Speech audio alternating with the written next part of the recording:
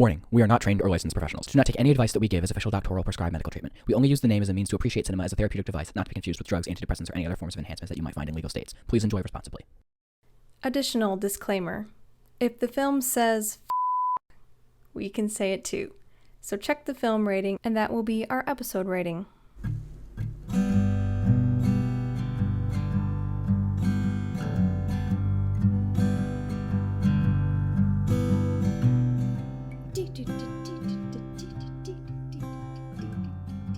This is my favorite Halloween song. It is my favorite theme song. I get down with the Halloween song. What about the one in Halloween 2 when it's like remixed?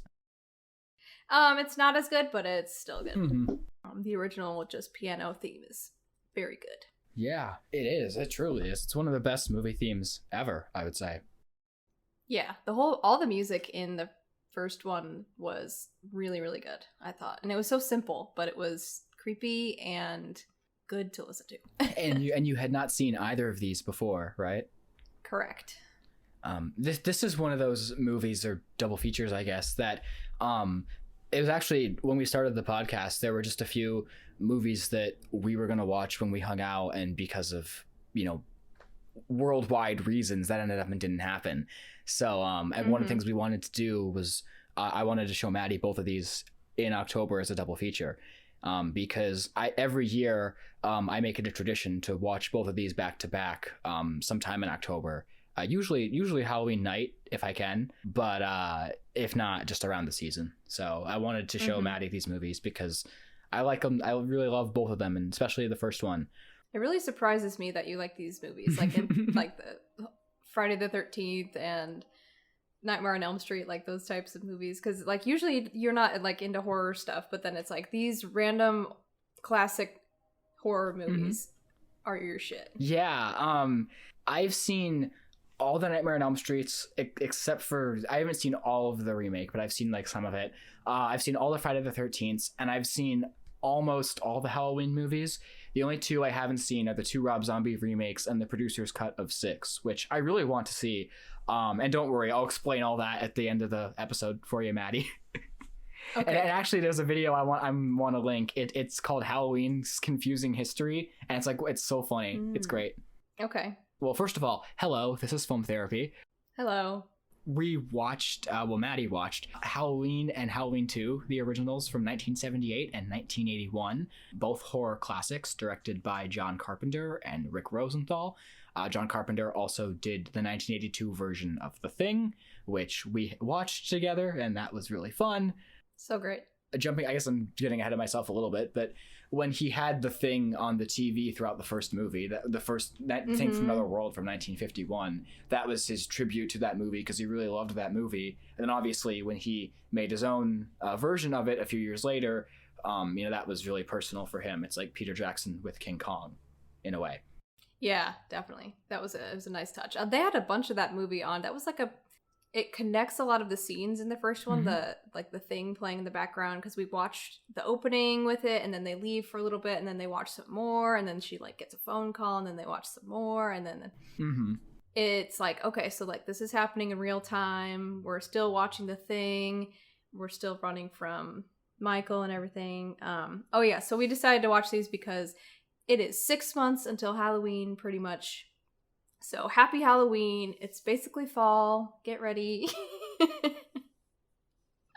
I'm tired of summer already, so totally. Let's go. Yes. Anyway, yeah, so it's like it kind of drives along the movie in the middle part, I thought. Totally. So Maddie, so what did you think of these two movies? I gotta be honest, I didn't really enjoy them. I don't know why. I think it's just because I've seen enough of the stalker, slasher, faceless, antagonist, killer people, and it just kind of like gets boring for me. And that's kind of why I like Nightmare on Elm Street better, I think, because Freddy talks and he has like a personality rather than like this or the other ones that we watch, Friday the 13th. Jason. Yeah, I mean, well, that's just your opinion, man. I just don't really see a difference between Jason and Michael Myers. Well, the difference is Michael Myers is actually scary, and Jason isn't. No. If thank you for your honesty. If there's one of the things I admire most about you is your honesty. So well, that does surprise me a little bit. What I thought you would say was that you really liked the first one, but you didn't enjoy the second one. That would have been my honest guess. And you said before how you were surprised that I really liked these movies. The first Halloween, I would actually say, is one of my favorite movies. And then I also really enjoy the second one, even though I think it has quite a few things about it I don't really like. Yeah. I really love the first movie a lot, especially just because of its atmosphere and just how, when I think of Halloween, I think of that movie for obvious reasons, but it's like the movie encapsulates Halloween so well, you know? It does, yeah. And I really love that. That's one of the reasons why I love it. Is there anything in particular with the first movie that you want to talk about? We got another Tommy to add to our list. Oh, yeah. In a later movie, he comes back and he's played by Paul Rudd. Really? But it's not as good as it sounds because the direction Paul Rudd got was awful and his performance is surprisingly very stilted.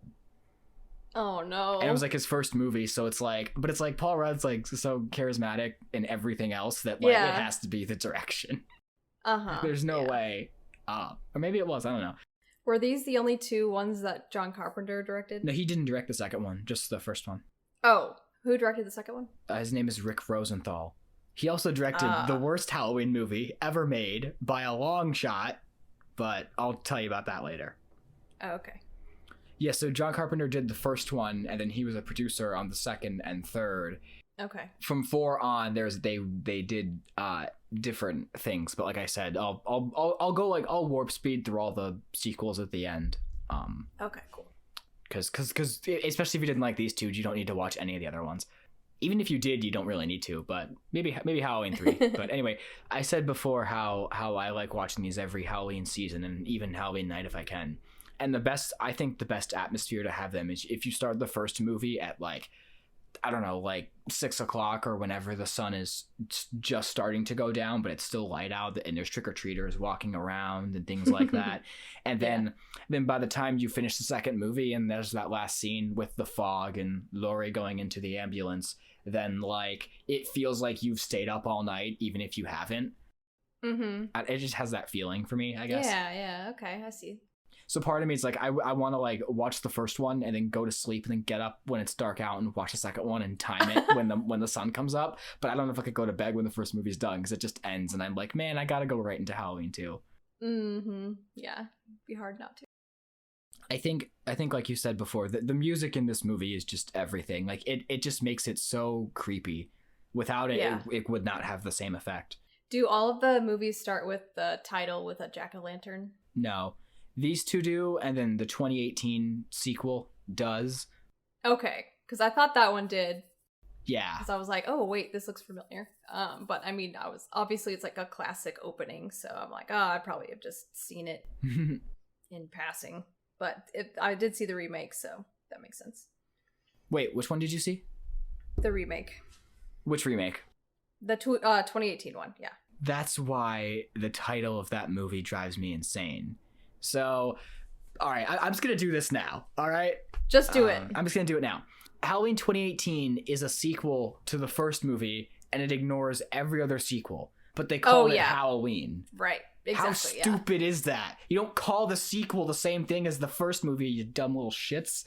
I know. It's like calling Scream 5 Scream. You don't do that. If you have the original cast returning, you don't call it the same thing as the first movie.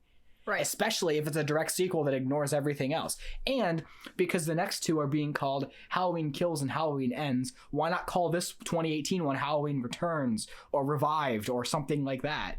Like, it's stupid. I actually, it's dumb. I hate it. I don't hate it, but I dislike it. It doesn't make any sense. Because now you have to be like, oh yeah, Halloween 19. You have to say 1978. You can't just say Halloween 1. And it's not like a remake either. It's like it's still a sequel. So right. It's like it's a direct sequel. It's 40 years later. It's got Jamie Lee Curtis. So like, why would you do that? But then they're probably like, oh, if it's got like returns in the title, people won't see it because they'll be like, how do I find the first one? And I'm like, your movie's already rated R. Teenagers aren't going to get in unless they sneak in. So like, who the fuck cares? It's a sequel for film buffs. Like, that's true. That's true. And now they're calling 5 Cream Scream. I'm like, no, don't do that. Make the joke. Call it 5 Cream or call it Scream 5 or just whatever you want. Just don't call it Scream. Yeah, that's so dumb. Like, if you ever wonder what gets me angry, it's stuff like this. Oh, yeah. It's not real serious stuff, dear viewers, but listeners, but it's the stuff that just drives me up the wall. Next week, we'll talk about streaming services. But yeah, just... So, all right. Okay, so I got that part out of the way. Phew. I'll save my warp speed of the other sequels for the end because I think that makes sense to talk about 3 and onward after we talk about the first 2. Okay. But yes, I love the opening credits and I love the score to this movie, to the first movie. It's incredible. John Carpenter composed the score himself. Oh, I don't know if you knew that. Nope. Also, I guess we'll just kind of go in order. So you said you didn't really care for either of these movies. What did you think of the opening scene of the POV shot of Michael killing his sister?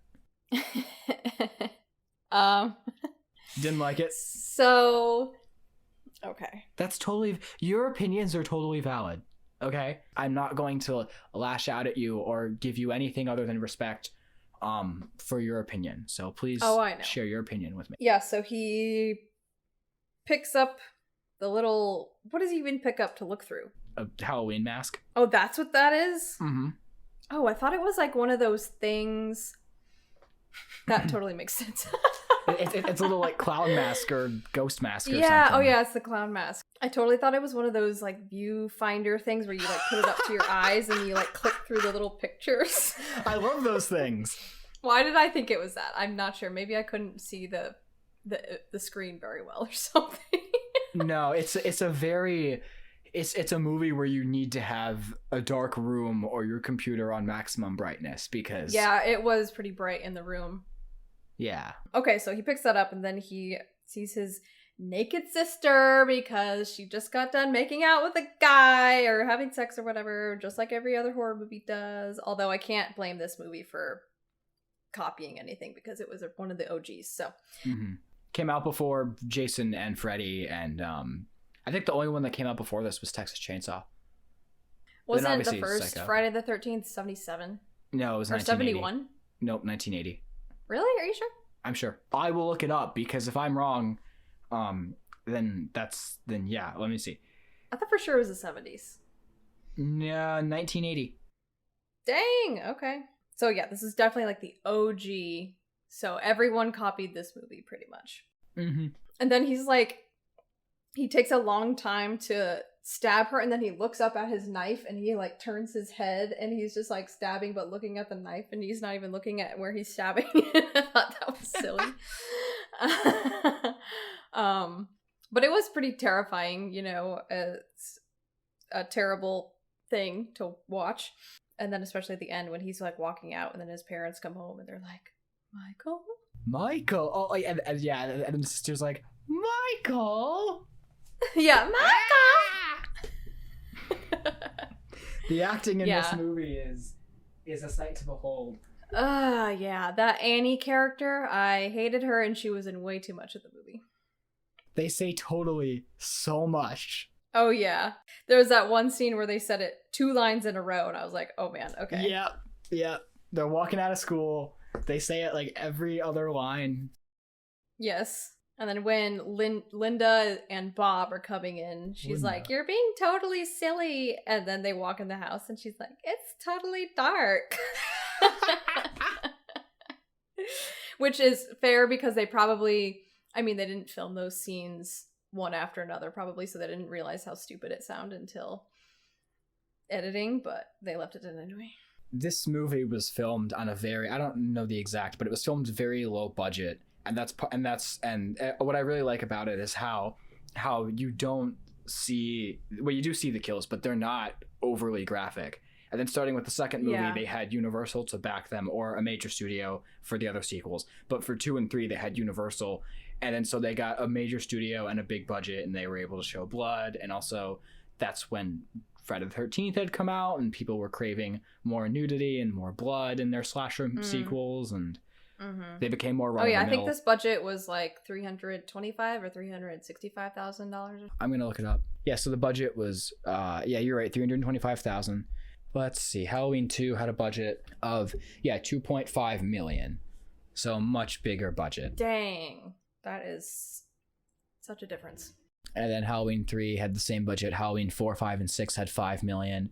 7 had $17 million. Resurrection 13. The remakes 15, and then the new one $10 million. So the budget has steadily increased and then decreased and then increased. Fluctuated, but it's definitely, like, the first one definitely has the smallest budget by far. Yeah, that is so small compared to the other ones. Yeah, so there's that. In both movies, I guess, what did you think of Dr. Loomis and Laurie Strode? Dr. Loomis, I don't know. He seemed kind of like a weird character. Like, I would always forget he was there, and then he would show up again. But of course, he comes at the end and saves the day. Kind of. Not really, but kind of. Okay, so it starts off, he's going to the hospital with this nurse. He's going to the jail? Where is Michael being kept? He's going to the institution where Michael is being kept. Institution, okay. And then Michael comes out and steals their car, right? Yeah, and I just realized this because the last time I watched these movies was when Wilton and I watched them on Halloween season, and I just realized the woman who's with Dr. Loomis in Halloween 2, the one that's like, the one that's in the car with him and is like with him for half the movie, she's the nurse in the first scene of the one that's with him at the beginning of the first movie. Oh, really? Okay. Yeah. Cool. I'm actually, is that right? I think that's right. Let me double check that to confirm myself. She doesn't die? No, she doesn't die. Okay. Because Michael throws her out of the car and Dr. Loomis is like, "Are you all right?" Oh, yeah, okay. Yep, it's the same woman. Okay. Also, Michael Myers is credited as the Shape, which I also love that. Oh. In both movies. Interesting. And then the one who played him in the first movie, for mostly because he's played by a lot of actors, his name is Nick Castle, and he reprised his role in the 2018 movie for some scenes. Oh, nice. He also directed The Boy Who Could Fly and The Last Starfighter. Oh my god. That's crazy. Isn't that great? Also, his mask was a William Shatner mask painted white. What? Yeah. Michael Myers' mask is William Shatner's face. Like they went to a store, bought a William Shatner mask, painted it white, messed the hair up, and that is... That's hilarious. I'm dead serious. I've never been more serious about anything in my life. I'm Captain Kirk! Yes, that William Shatner. Okay, so just in a single scene, he was in Halloween 2018. But yeah. Oh, okay. But good, he made a cameo. Yeah, he directed The Last Starfighter and The Boy Who Could Fly, the first of one of the best trilogies ever made. Of course. I think you would agree with that. Definitely. I just think there was a lot of like walking around and slow scenes and people talking on the phone and too much of Annie. For sure. There's a lot of slowness. Just a lot of like fluff scenes, I thought. Because I really like Jamie Lee Curtis and her character Laurie. I definitely thought she was the best actor and the most interesting character for sure, which I think is on purpose. But she's like also an OG character type in a horror movie too. She's like the one she's like the good girl who doesn't party, who doesn't go out with boys. She's too smart, everything like that. But that really becomes a character trope in later horror movies too. Was this like one of her first movies? She was 20. I think this was her first major role. It was definitely her breakout role. I mean, her best roles are this and Freaky Friday, so. Yes, this was her first film role. She had done some TV series episodes, but this was her first movie role. Very good. And she became a big star. She's also, she's great in a lot of things, like in, Knives Out and True Lies, and which I haven't seen True Lies, but she's great in a lot of movies. But like the two most important Jamie Lee Curtis roles are Halloween and Freaky Friday. Like, let's be real. Yeah, I really love her character too. I do like Dr. Loomis, even though, he's a little bit. But I mean, after you've been treating somebody like Michael Myers for, a long time, you'd probably be a little psycho also. He gets even crazier in the other movies because they bring him back. Even though he's dead, they bring him and Michael Myers back in a really stupid way. Really? Yeah, I'll tell you about it. Actually, I'll just tell you now. They just have a throwaway line where they're like, they both nearly burned to death, but they're okay. Oh my God. So Halloween 2 was meant to be the end. It was meant to be the final movie, and then Halloween 3 is its own thing. They were going to make it an anthology series where every movie was going to be a different Halloween-themed story every time. So, like, Halloween 4 would have been about... Halloween 3 is about, like, other stuff. Halloween 4 would have been about ghosts. Like, Halloween 5 could have been about, like, leprechauns or zombies or something. It would have been, like... That's just me making, like, just... but it would have been that's not confirmed, but it would have been like that kind of thing where it's like every movie would have been its own thing, and then the studio was like, no, we just want to do Michael Myers over and over again because that's what's popular with Friday the 13th and Nightmare on Elm Street. And then John Carpenter was like, I don't want to do that, so he left and went and did The Thing and other movies like Escape from New York was before that. Anyway, he went and did movies like They Live and The Thing and stuff like that, and then and then the studio made a bunch more Michael Myers movies, and they kept changing the continuity and rebooting it and remaking it and revitalizing it. But for the 2018 one, John Carpenter was involved. I think he did the score. Jamie Lee Curtis is in it, obviously, and then Nick Castle's in it. And even though it ignores every movie after the first one. I'm sure you know this, but that Jamie Lee Curtis's mother, Janet Leigh, was the lead role in the Alfred Hitchcock Psycho. So John Carpenter wanted her to be in it to be a tribute to Hitchcock. Yes, and in Halloween H2O, yes, that's what it's called. Halloween H2O, Janet Leigh is in the movie. She's talking to Jamie Lee Curtis, and then she goes into her car and drives away, and it's the same car and the same score from Psycho. Oh, nice. She doesn't play Laurie's mom. She plays like somebody else, but there's a scene they share, and then she walks away and it's the music from Psycho. That's awesome. Have you seen the original Psycho? Do you know anything about it? Oh yeah. Mm-hmm. Okay, so you have seen it. So you just haven't seen Psycho 2? Right. Okay. Correct. Which I still think would be really fun to talk about, but it's not like okay, we're gonna watch that like right away kind of thing. Yeah. We've been doing this podcast so long that I remember watching Psycho 2 like I guess almost a year ago. But it feels like longer than that, and like we've been recording for that long. That's insane.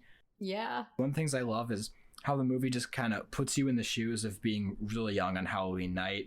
And, you're just being a kid and you have this feeling of creepiness, but you still love it, even though you're kind of freaked out by, what's going on around you and just the spookiness of the night, how the air smells and how like how the night air feels. I guess I don't know. How would you describe that? I get you. Yeah. It really puts you in the the atmosphere, the ambiance, the total feeling of Halloween for sure. It does.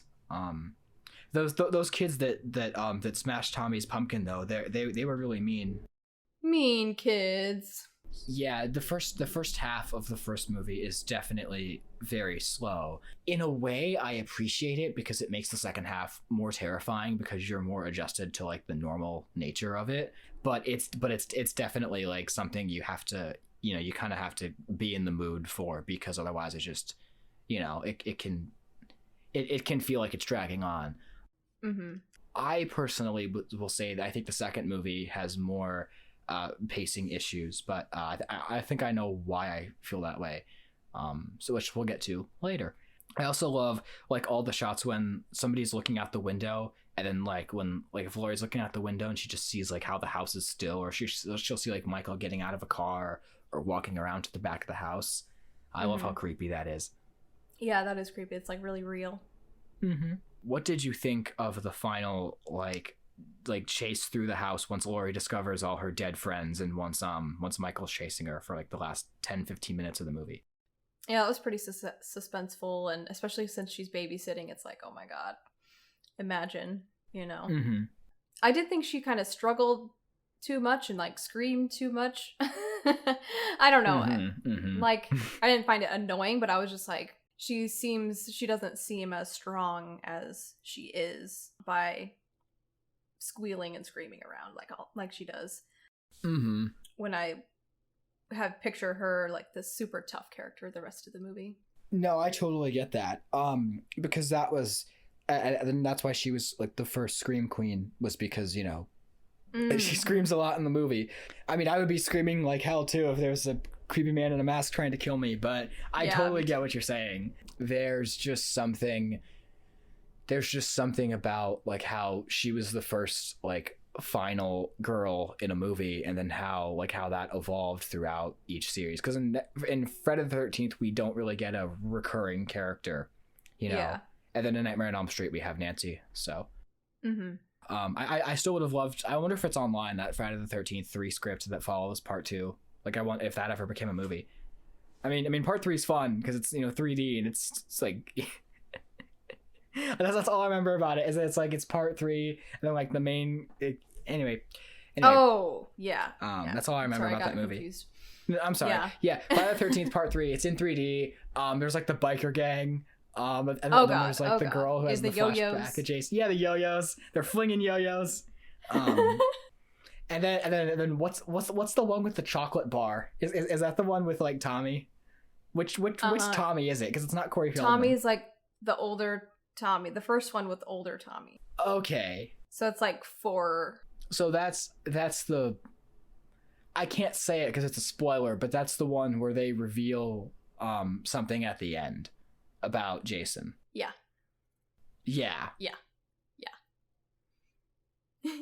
Oh yeah, because that's the one with like all the weird random scenes, like the two like the greasers, and like there's that really disgusting guy, and then they end up in a barn, and then there's like the little kid and his older brother.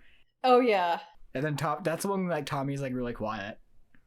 He doesn't say anything. Yeah. And then there's the other one when there's like a car chase, but that's like the one after that. That one was good.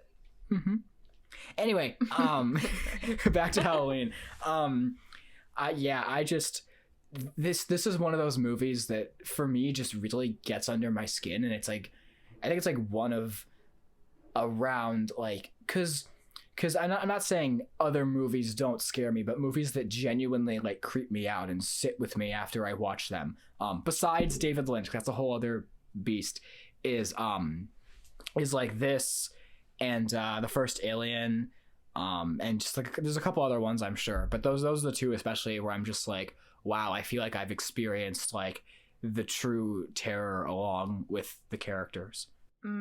Yeah, so I thought I would have more to say about the first movie, but I guess that's kind of all I have. I just really love the atmosphere of it, and I love Jamie Lee Curtis, and I love just how just how it puts you right in the mood of Halloween, and how it effectively captures that like that feeling of when you're a kid and you just the atmosphere around you just feels cool and creepy, but then you're also like, you know, like it makes you kind of feel older in a way, because you're like, it's creepy but I can handle the creepiness, and it makes me like, it makes it more fun even though you feel a little tense at the same time. Yeah, definitely.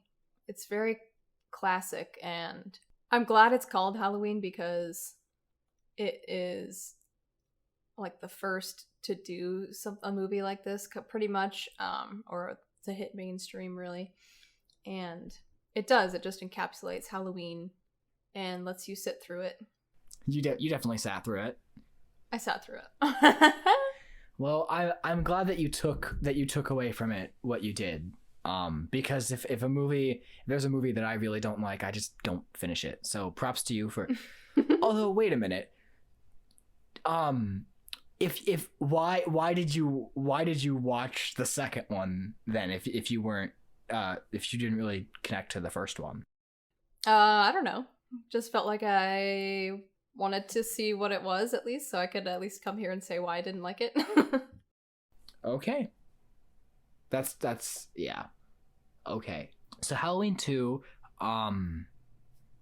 it's basically, so this is like I view it as like a 2-part movie, even though it's not, it's like Back to the Future 2, where they didn't intend for it to happen, but when the movie blew up, they're like, yeah, we'll make a sequel and we'll complete the story.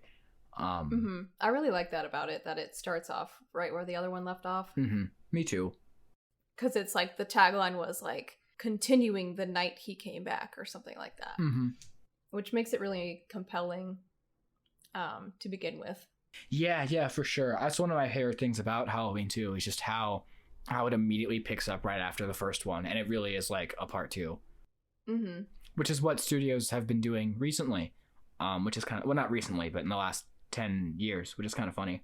Universal distributed this, and obviously they had a much bigger budget. And Universal also distributed part 3, and then from 4 onward, it's like, other companies got different movies, and so it's a big mix of different companies owning different movies, and it took them so long to even have a like one box set of all the movies. So then when Scream Factory put out like this box set of every movie before it was before the 2018 one that wasn't out yet, but they put like all the other movies out in one set, and it's like this beautiful set.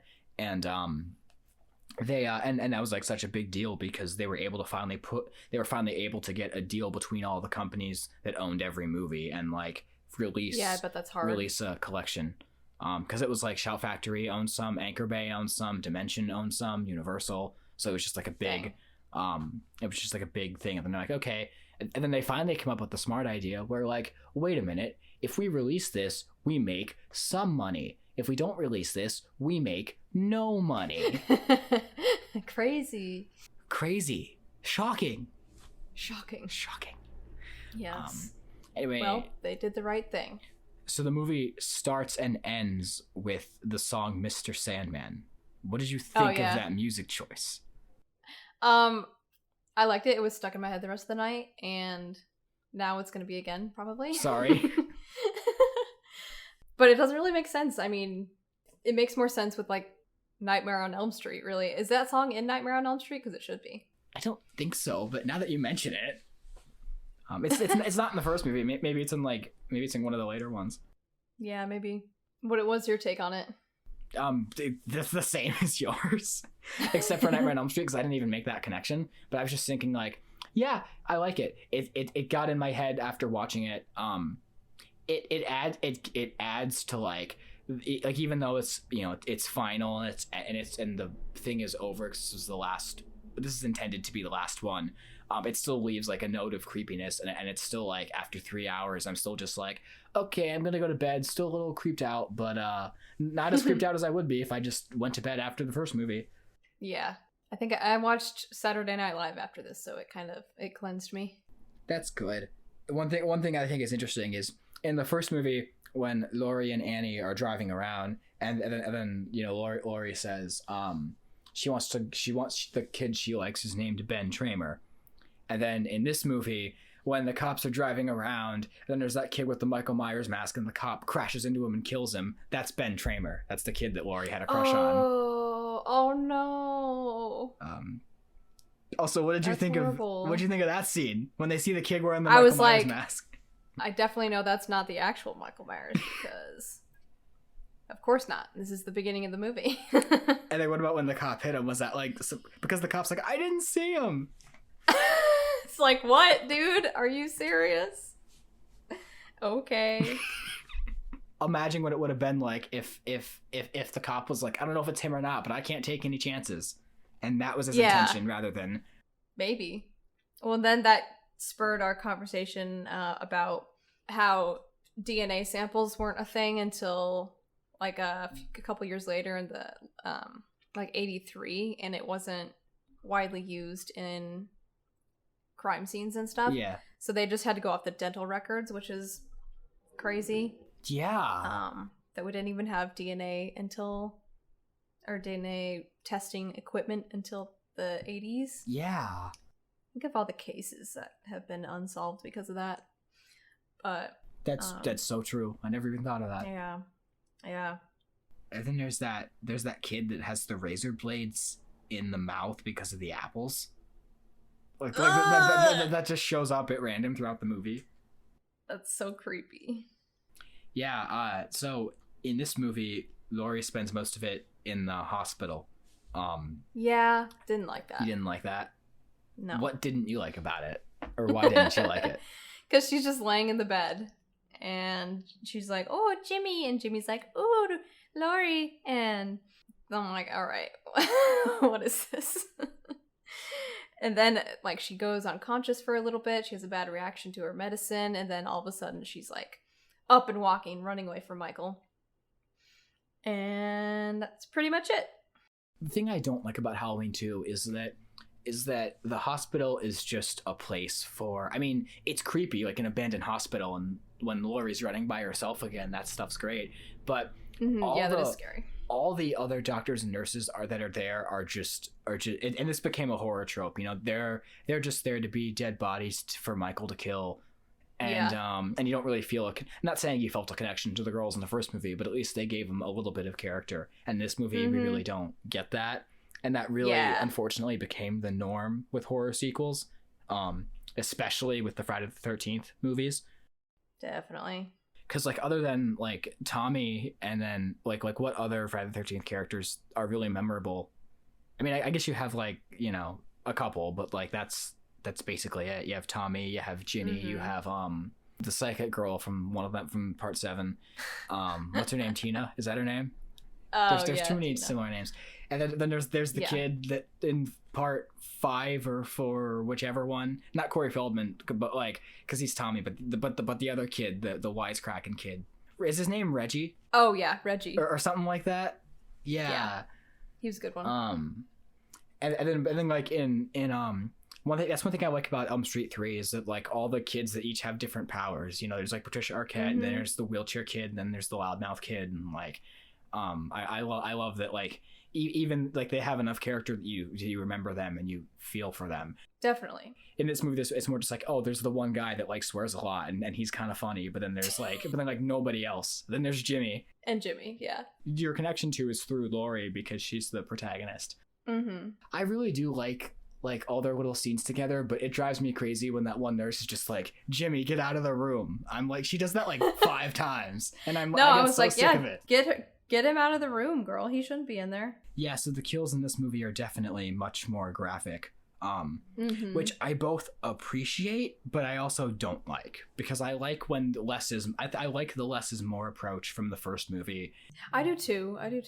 Because the blood, I mean, they hadn't really perfected how to make fake blood, and it was just like red juice. But I definitely found that distracting. Yeah. But like the hot tub scene, that was pretty creative. Yeah, and the needle through the head, that makes me cringe. Yeah, that one was pretty good. And then there's that weird one where like he has the one person like hooked up with the IV, the one that Jimmy finds, and it's like the blood is slowly dripping out on the floor, and then Jimmy just like slips and falls. Yeah, that was icky. Well, it actually reminded me of this one documentary I watched in school. Oh, did you watch it? Maybe you didn't take the documentary class? No, I didn't. But maybe what is it? What's it called? I don't even remember which one it was. I think it's about like the opioid crisis in like West Virginia and people using heroin and stuff. And so like the first scene is I couldn't handle that. No. Okay, yeah, the first scene was really scary because it had someone like laying on a table in a room just like that, and they were actually like dripping blood from their hand, and it was on the ground, and I was like, oh my god, that is like traumatizing. And we only saw it for like a split second, so that like totally reminded me of that. Wow. Yeah. So nothing can compare to that as being terrifying. No, once you've seen that. Yeah. I haven't watched it, but there's a TV cut of this. So the first movie, there's an extended cut that aired on TV because they needed some time to fill the runtime, so they put in a few extra deleted scenes, which I've heard are pretty interesting. I haven't seen all of them, but I've heard that's like it just makes the movie a little bit longer, but it's not like a bad thing. Yeah. But for the second movie, they recut it on TV to match more of the first movie because, without showing a lot of the gore. Mm-hmm. But then they also did weird re-edits. Like they have the scenes of Jimmy running around the hospital while Laurie and Dr. Loomis are in the room with Michael at the end, and then he like slips on the blood as the explosion happens. Oh. And it's an interesting edit. There's also a deleted scene at the end where when Laurie gets into the ambulance, she looks over and then Jimmy's in there, and then they're like, "Yay, we made it!" And then that's the end of the movie instead. Aww. Which is sweet, but I prefer the ending of her just kind of staring blankly into just thinking, and then it just ends like that. I think it's a little bit creepier. Yeah, creepier and like more creative and more artistic. Mm-hmm. Just like Lady Bird. Yes, exactly. Yeah, so what'd you think of the scene when they go into the classroom, the abandoned classroom, and they see like Sam Hain written on the chalkboard? My first thought was how it's pronounced Samhain, and it is my apologies. It is a holiday. Well, it's not your fault. They said it wrong. It's a holiday celebrated by pagans, Wiccans. So I was reading about that, and I was like, it kind of reminded me, I was like, is this during like the Satanic Panic? And yeah, it's kind of is. And so I think a lot of people were super afraid of anything that had to do with like Satan or Satanists or cults or anything like that. Mm-hmm. And so I think I kind of like that part because it kind of ties into more of the genre that I enjoy, like paranormal, demons, things mm-hmm. like that. Mm-hmm. So I was reading this thing online. I think it was just this Reddit post, and they're like, it's not very accurate because Michael Myers was not even doing anything when he was institutionalized, so he probably didn't even know anything about Samhain and the traditions of Halloween because he couldn't even read a book or whatever. But I don't know. It was pretty creepy though, especially like that drawing of his family. Mm-hmm. Okay, so what did they do after that? That was in the abandoned school building? Yes, I think so. Why were they there?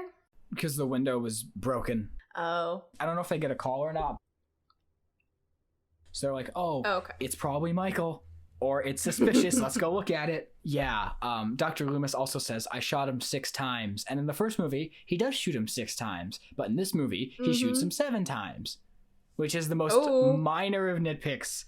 But it's really, it's like, come on. Got him. You got it right last time. Like, wait, was that in the beginning or the end? I'm sorry, in the very beginning when they're recapping the ending of the first movie. Because in the first movie, he shoots him 6 times. But in this one, there's 7 bullets. Oh my god. How could they do that? Exactly. And he even says in this movie, I shot him 6 times. So like, horrible. It's really dumb. Sloppy editing. As an editor, yeah. Yeah. I appreciate you noticing that. What do you think of Michael and Laurie being siblings? Oh, fuck. I forgot about that. Yeah. Okay, so, I think I was like kind of walking around doing things at the end, and I kind of missed that. So explain that again. Okay, yeah. So they're you're amazing. You know that? I mean that in the positive way. I don't mean that in the bad way. I'm genuine. I'm being genuine. But so Loomis and Marion are in the car, and then Marion's like, the other file, the Strode girl, she was adopted. That's Michael Myers' sister. And Dr. Loomis is like, don't you see? He killed one sister. Now he's come back to kill the other one. Oh yeah. That's right. Because she was very young when he went to. And that's what that's what her weird dream of her and her mom hanging up the clothes was about, I think. Oh. It was supposed to be her repressed memories or something. So she didn't realize? I was just going to say I don't know if she does. I don't remember if she does realize. What? In later movies she does, but in this one cuz she has that dream of repressed memories and then they find out, but I don't know if she ever connects the dots. Although I thought she did. I think I'm misremembering, but I thought she did. That is really weird that how could she? So wait, where are her parents? I think they're both dead. Like her birth parents, they're dead. And then they say throughout the movie they're trying to reach her adopted parents, but they can't. But they're out of town and they can't reach them or something like that. Because we didn't have the usage of phones we do now, so. Yeah. Okay.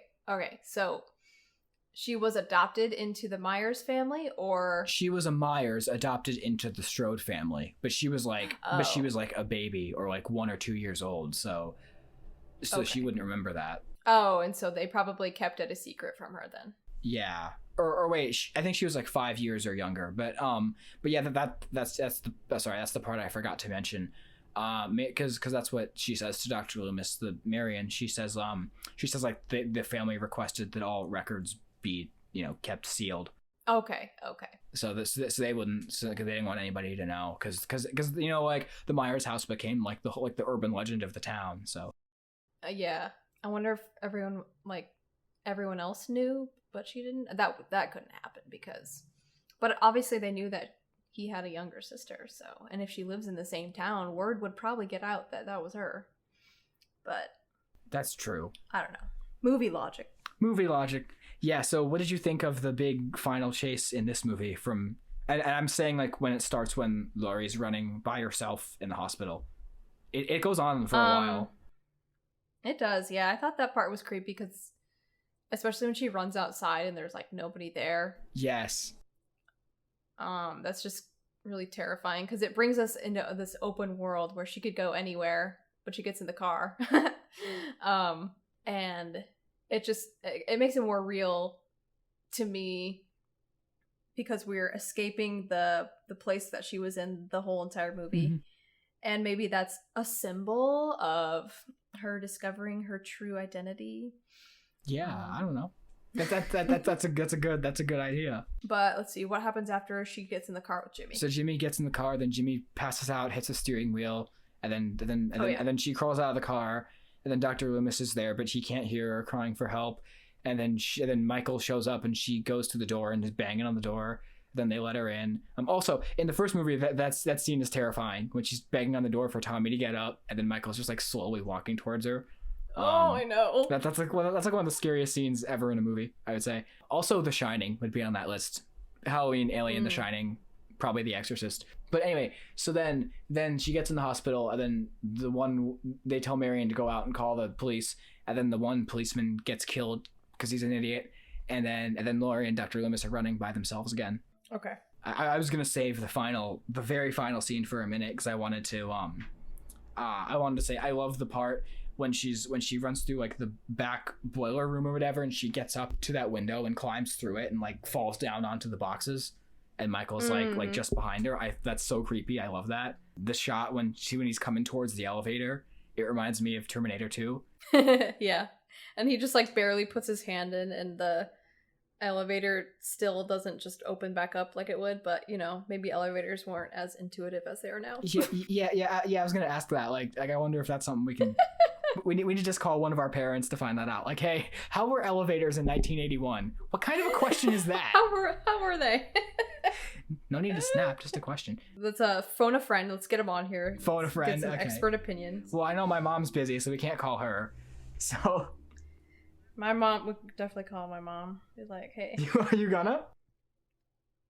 Should I? See if you want to, do it. Surprise guest. Okay. Surprise guest. Oh my god. Okay, this is gonna be funny. This is so dumb. I love it. I can safely say this is not the dumbest thing we've ever done. Hi, this is Barb. Leave me a message. All right, we'll wait for her to call back. She'll call back. I'll see what if my dad. Oh, you're calling your dad? Hi, this is Roger. All right, well, we'll see if they call back. Then you're going to get calls from both of them being like, is everything okay? And you're like, yeah, I just had a question about elevators. About the past. Anyway, from the past elevators. Time. Yeah, so I also love how the music changes, like how the music how it changes when Michael crashes through the door. Mm-hmm. Although Dr. Loomis tries shooting him again, even though that didn't work the last time. and then the cop's like, he stopped breathing, and Loomis is like, get away from him. And then he gets his throat cut, which is so graphic. Yeah, totally, because he was like almost safe. Yep. We almost had 4 survivors. Well, maybe we did have 4 because we don't see what happens to Jimmy in the theatrical cut. So. Jimmy. That's okay. I don't really care.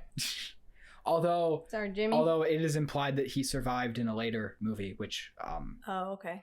So I love the last scene of them in that room with all like the exhaust gas tanks, whatever they are, and then I love that Michael comes in and Dr. Loomis's gun is empty, and this scene is so tense. It's the best scene of Halloween 2 in my opinion. I love that like Dr. Loomis's gun doesn't work, and Michael stabs him, which is kind of shocking. I mean, it's not, but it is. It's like, oh no, he's gonna die. And then and then he moves toward Laurie, and then Laurie's like tells him, like when she calls his name, he like actually just like stops and like ponders it. And I'm like, there's a lot of like hints that his brain is like not developed because of how psychologically damaged he is, and he just has like the mind of a child. So like him like doing that like head tilt that he does is just like just like that childlike innocence, which is so which is contrasts with his with all the killing he does. So that's really creepy. And then when she shoots his eyes out, which is so awesome. I love that. Damn, yeah, that's nasty. And then he's crying like tears of blood. That's so cool. Ooh. It's so cool. It's actually the cover of the edition I have. It's really cool. It's like this painting of like Michael with the tears of blood, and then like Dr. Loomis and Laurie are on the cover too. Yeah, I really love that. What did you think of that? Of her doing that? It was dope. It was a good revenge or justice like end to the suspense. And then he starts swinging around blindly, just like yeah. And then, that was kind of silly. Yeah. Totally silly. Totally.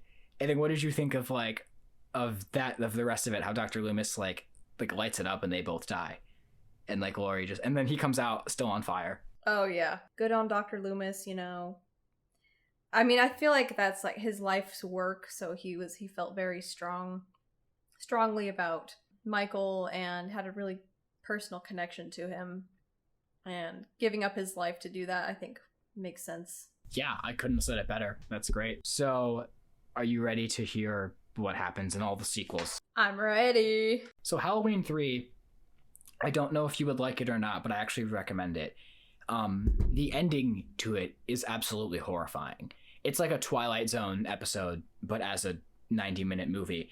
It's about this guy who uses commercials to he wants to use this creepy commercial jingle to kill children.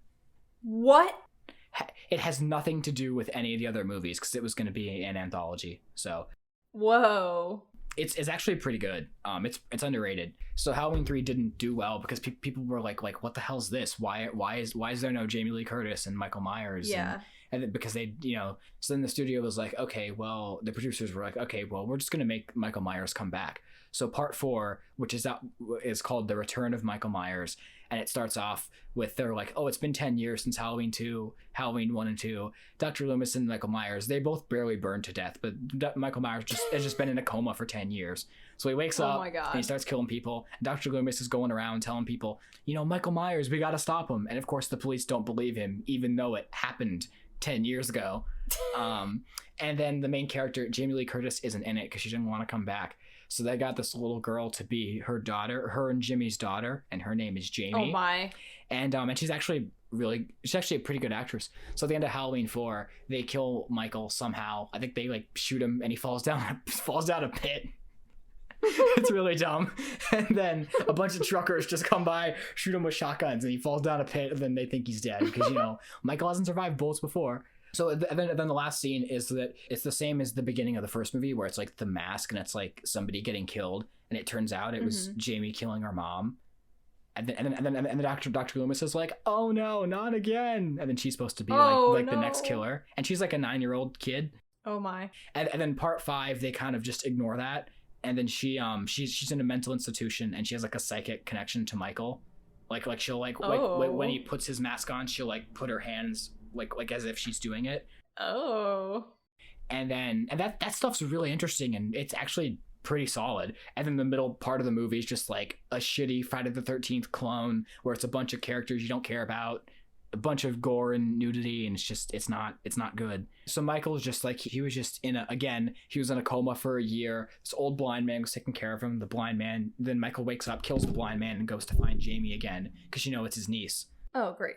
Okay. Michael's gonna kill her, and then she calls him Uncle Michael, and then he like stops and takes his mask off, and she tries like reaching for his face, and he like pulls back, then he like reverts back to his killing self, and it's a really like fascinating moment. Wow. It's like a really like tender moment in a way, in a weird way. Okay. So then the movie ends with Michael being he gets hit on the head by a chain. Oh. Like a big thing like that, and then he gets put in jail, and then this guy in black comes in, breaks him out. Jamie goes into the hospital by herself. Michael's cell is open, and then it just ends. It's really weird. And then part 6 has 2 versions. They had the original, not director's cut, but producer's cut, and then it didn't do well in a test screening. So then they recut it and remade it, and then it was even worse. And that's the version that I've seen. That's the version that most people have seen.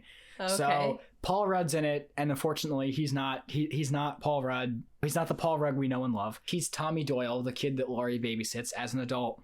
So basically, I'm not going to go through the whole plot because it's really complicated and convoluted, but basically the reveal of this movie is that Michael Myers is part of a cult, and he has to kill his whole family to like appease the gods or whatever of the cult. Oh my. So then they're like, okay, to hell with that. That was a mess of a movie, which it was.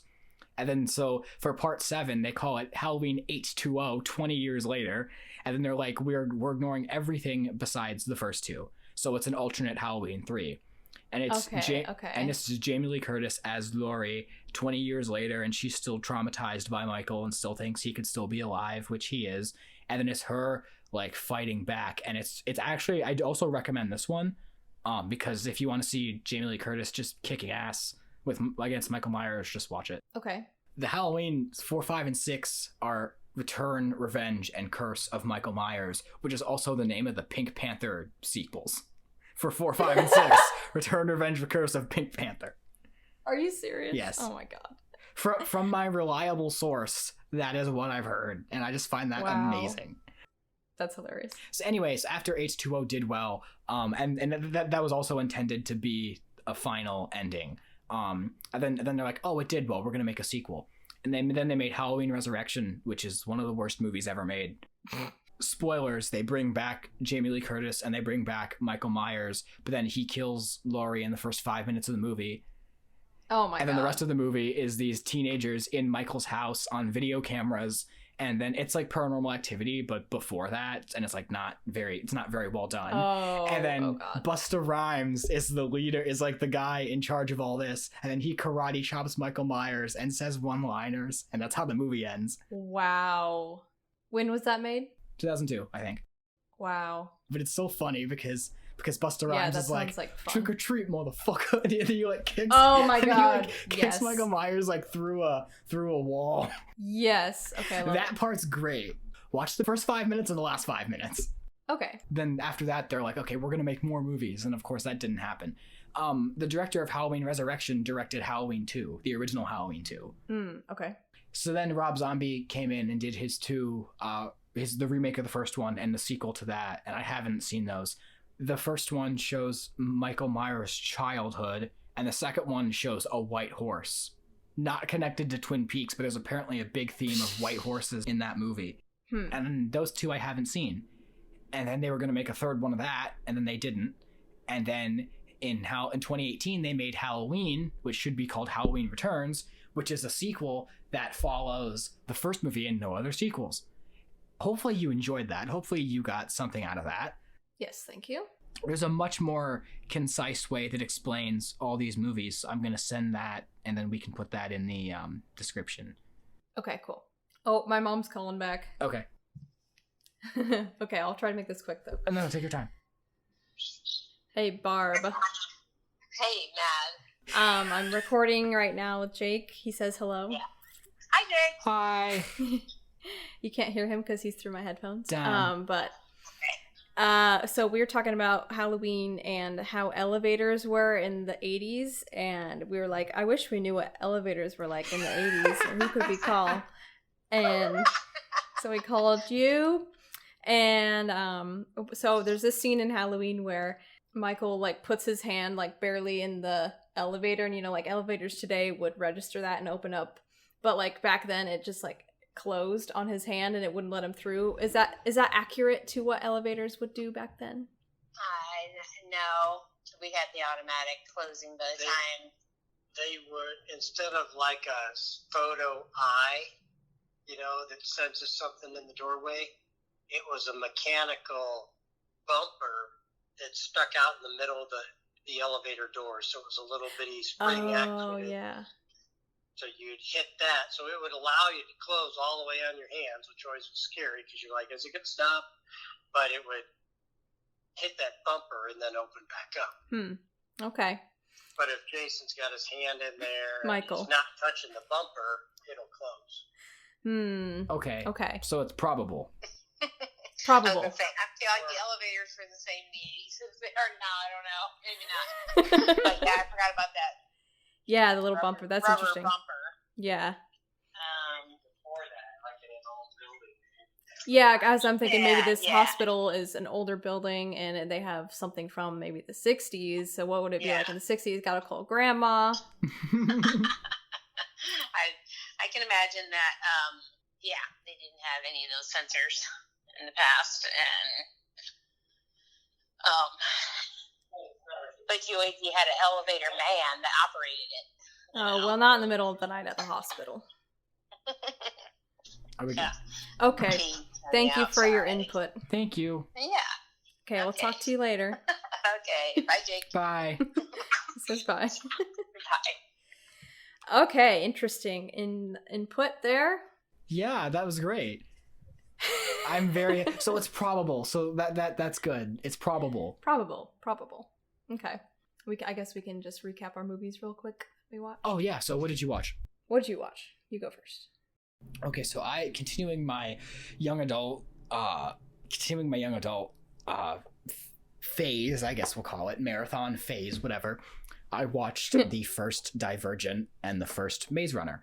I actually enjoyed Divergent a lot more than I thought I would, and I enjoyed the Maze Runner less than I thought I would. It was okay. My problem with it was I didn't really feel a connection to the characters as much as I would have liked to.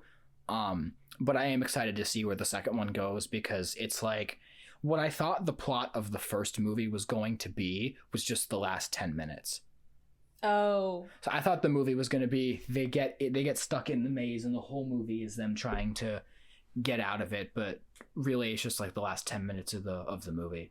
It's more about like the politics of the situations and deciding what to do and right. It left me. Have you seen it before? Yeah, and I read the book. I've heard the books. They didn't really follow the books, especially for the second movie. I'm not sure if I watched the second movie or read the second book. I think I read the second book. What did you? I don't remember. What did you think of the first one? The movie. Mm-hmm. I remember it not following the book, and it was okay. A lot of cute boys. There is that. But yeah, it wasn't as like suspenseful as the book. It's more like Lord of the Flies, because I'm like, okay, this character's Ralph, this character's Jack, this character's Piggy, this character's Simon, which I'm like, I'm just connecting all this to Lord of the Flies, which I also didn't really like. But anyway, which also the 90s version of Lord of the Flies had Balthazar Getty, who is in Lost Highway. Hey. Which I had seen Lord of the Flies and I didn't know that was him, so that's awesome. Okay. But anyway, so I wasn't Maze Runner. It left a lot to be desired, but but it was still decent. And Will Poulter is the best part of the movie, hands down. His character was great. He plays Gally, I think is his name. He's also Eustace in the Voyage of the Dawn Treader. So yeah, he's great. He's the antagonizing guy, like the one that's like to the main guy, like why are you here? Like why should we listen to you? Oh right, okay. And then Divergent, I actually surprisingly enjoyed it. I didn't think I was gonna like it, but I did. Good. Shailene Woodley is awesome. She's really great. It's weird that her and Ansel are brother and sister in this, because I've seen them in Fault in Our Stars, and it's like weird because they still have like romantic chemistry, even though they're not in a romance. It's really odd. That is weird. But he's not in the movie much, so. I forgot about that. I forgot he was in that. Wait a minute. You two are supposed to be siblings, but I'm like, I don't buy it. Like, you're not buying it. No. You guys got better romantic chemistry. That's funny. And Miles Teller is in it too. He plays this one kind of snarky jerk guy. But I was talking to Judy about it because Judy said that she'd seen the first one but not the sequels. So I said, hey, I'm gonna watch the sequels. If you watch them, let me know what you think. Because she said she enjoyed the first movie also. But yeah, I thought the chemistry between the leads was pretty good. I didn't think it would be at first because he was a jerk in the beginning, but then you find out, you know, his backstory. So. Well, have you seen that movie with Shailene Woodley and Miles Teller where they play love interests? No, but you know what? I saw the trailer before Divergent. I'm like, I would much rather watch that than watch Divergent. Yeah, I think you would like that. So I'm gonna watch it. It's pretty good. Miles Teller isn't her love interest in that movie. It's Theo James in Divergent. But Miles Teller is in it, which is funny. She said right. She's got all the love interests in one movie. It's like a harem anime, except instead it's like throughout different movies. So it's now just imagine that she's the same character in every movie. And then she's like all her different like boyfriends. Yeah, so I'm actually kind of weirdly interested in seeing Insurgent and Allegiant, but I can't see Ascendant because it didn't get made. But Kate Winslet's in it, and it's weird because she doesn't sound like Kate Winslet at all. Mm-hmm. And she's not really that good of a villain. She just kind of stands around, and she's not really threatening. Yeah. But like the scenes between her and Shailene were pretty good, and I know it's the most compared thing since like it's very compared. You know, it's like people really compare Spider-Man Raimi movies with the Mark Webb movies, and people compare Hunger Games to Divergent. But when I think about the scenes between Donald Sutherland and Jennifer Lawrence in the Hunger Games movies compared to these, it's just there's nowhere near the same amount of like energy and animosity and tension. Thank you. That's the word, is tension. That's kind of how the emotions are in the Host movie with Saoirse Ronan and the whatever antagonist is in that. I forgot who plays her. But yeah, she just is like this menacing woman that stands around and doesn't really do much, and that's kind of reminds me of how it is in Divergent too. Yeah. So have you seen, which Divergent movies have you seen? I think I've seen the first two. Do you remember what you thought of them? I liked them. Yeah, so I will let you know what I think of Insurgent and Allegiant and the two Maze Runner sequels. Also, if I watch the third one, because if I watch the second one, I might just be like, I'll watch the third one, why not? But like, if I don't like the second one, then the second one almost has like a Mad Max kind of looking vibe to it, because they're like they're in like what looks like the desert from like a trailer I saw like whenever the movie came out. Like, I'm like, oh, they're in, like, the desert, and there's, like, helicopters, and it's, like, I don't know. But anyway, yeah, so that's what I watched. Very cool. I'm excited for more of your journey on this.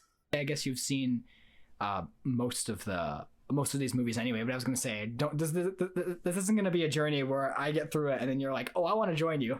Like, no. I don't know. Now that you're talking about them, I kind of want to watch them again. All right. I mean, I'm down, but, like... I have to join a library so I can rent them all. I was trying so you wouldn't feel obligated. You don't have to watch Maze Runner unless the sequels are good, but like Hunger Games and Divergent, because Hunger Games is easily like the best of all the YA dystopian movie adaptations as far as series go, and then Catching Fire is like the peak in my opinion.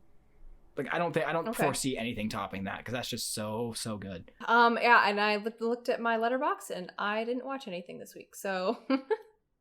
I will be back next week with more things, hopefully. Yeah, me too. Yay! I feel like I've been talking nonstop about the Halloween sequels and about the YA stuff. No problem. Don't worry. You carried this episode. Good job. Thank you. Oh, well... well, thank you for saying so.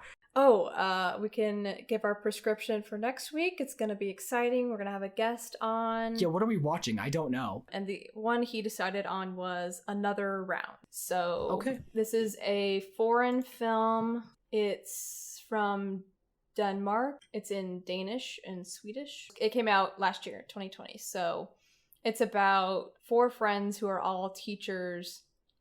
And they're like trying to see how long they can stay drunk or something like that. So it seems very interesting. I'm very excited to watch it. So join us next time for that. Go home and watch Another Round. Hopefully it's free on something. It says it's on Hulu, and it doesn't say premium subscription, so let me double check that. Yeah, okay, so it's on Hulu if you just have a Hulu subscription, and looks like you can rent it on any other place. Okie dokie. Amazon, YouTube, all that. Hopefully we enjoyed that, and we'll see you next week with our guest. And until next time, keep therapizing. Or running from serial killers.